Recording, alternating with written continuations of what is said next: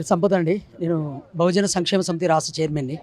ఈరోజు ఢిల్లీలో జంతర్ మంతర్లో జరుగుతున్న ఇప్పుడు కార్యక్రమాలు ఏవైతే ఉన్నాయో వాస్తవంగా చాలా బాధాకరమైన విషయం.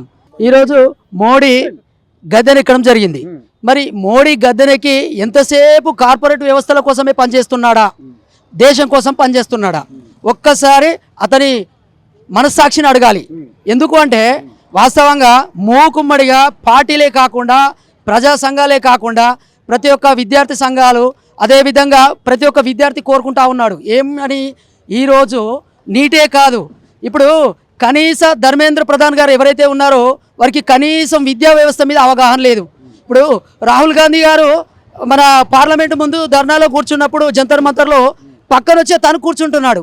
అసలు మేజర్గా ఇప్పుడు రాహుల్ గాంధీ గారు వాళ్ళ ప్రధానమైన అంశం ఏంటంటే ధర్మేంద్ర ప్రధాన్ ఎవరైతే ఉన్నారో తను రాజీనామా చేయాలని వారు ధర్నాలో కూర్చుంటే వారితో పాటు ఈ మన ధర్మేంద్ర ప్రధాన్ గారు వచ్చి కూర్చుంటున్నారంటే వారికి కనీస అవగాహన లేని పరిస్థితిలో ఈరోజు వ్యవస్థ ఉంది. అంటే ఇంత కళ్ళు మూసుకొని పరిపాలన చేస్తుందా బీజేపీ?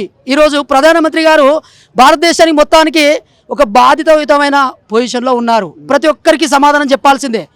దేశ యువతకు రక్షణ లేని సమయం వచ్చిందంటే మన పార్లమెంటు వ్యవస్థ ఎందుకు, మన ప్రజా వ్యవస్థ ఎందుకు, మనం ప్రజల చేత ప్రజల కొరకు ఎన్నుకోబడ్డ ప్రజాస్వామ్య దేశం కదా. మరి ఏం జరుగుతూ ఉంది? కళ్ళు మూసుకొని ఉన్నారా? ఈరోజు పార్లమెంట్లో ఎంతోమంది ఎంపీలతోటి గౌరవంగా సభ నడుస్తూ ఉంది.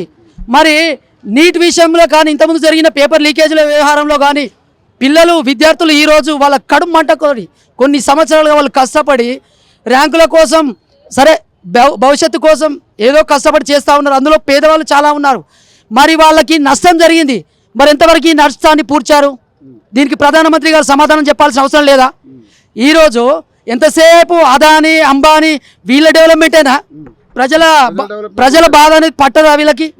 నిజంగా ప్రతి ఒక్క స్టూడెంటు పడుకోవడానికి ఒక కంఫర్టబుల్ ఒక ప్లేస్ లేకుండా కానీ గత 20 రోజుల నుంచి ఒక సైంటిస్ట్ గారు వారంత కష్టపడి నిరాహార దీక్ష కూర్చుంటే మన దేశంలో ఉన్న ప్రతి ఒక్క ప్రముఖులు మద్దతు తెలియజేస్తూ ఉన్నారు. మరి ప్రధాని గారికి కళ్ళు కనిపించడం లేదా? అమిత్ షా ఏం చేస్తున్నట్టు? మరి ధర్మేంద్ర ప్రధాని గారు ఇప్పుడు వాళ్ళలో ఉన్న క్యాబినెట్ ఏదైతే ఉందో ఆ క్యాబినెట్ మినిస్ట్రీ అనౌన్స్మెంట్ వస్తేనే రాజీనామా చేస్తాడా? మనం సొసైటీలో పుట్టినాం కదా, ఈ సొసైటీలో ఉన్నందుకు ఆత్మ విమర్శ చేసుకొని ఇమ్మీడియట్గా రాజీనామా ఎందుకు చేయడం లేదు? ఇమ్మీడియట్గా ధర్మేంద్ర ప్రధాన్ గారు వెంటనే రాజీనామా చేయాలి.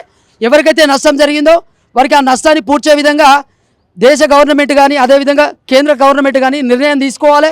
అదేవిధంగా నీటిలో జరుగుతున్న అవకతవకలు ఏవైతున్నాయో వాళ్ళని కఠినంగా శిక్షించాలి. ఇంకొకసారి మళ్ళీ ఇది జరగద్దు. ఎందుకంటే ఇన్ని దేశాల్లో మన భారతదేశం చాలా గొప్పది, చాలా విలువ కలిగింది. మరి ఆ గొప్పతనం అనేది ఈరోజు ఇటువంటి మూర్ఖుల వల్ల మన చరిత్రను మనం హీనంగా చేసుకునే పరిస్థితి వస్తూ ఉంది. ఖబర్దార్ మోడీ గారు, ఇకనైనా మీరు గద్దె దిగాల్సిన సందర్భం కూడా వస్తుంది. యువత తలుచుకుంటే కానిదంటే ఏదేది పోరాడితే పోయేదేముంది? బానిస సంఖ్యలు తప్ప. ఒక మహానుభావుడు అన్నాడు, ఆ పోరాటం నుంచి పుట్టిన ఆలోచన ఇది. ముమ్మాటికి ఇది ఎన్నడూ తగ్గది, దినదినం పెరుగుతూనే ఉంటుంది.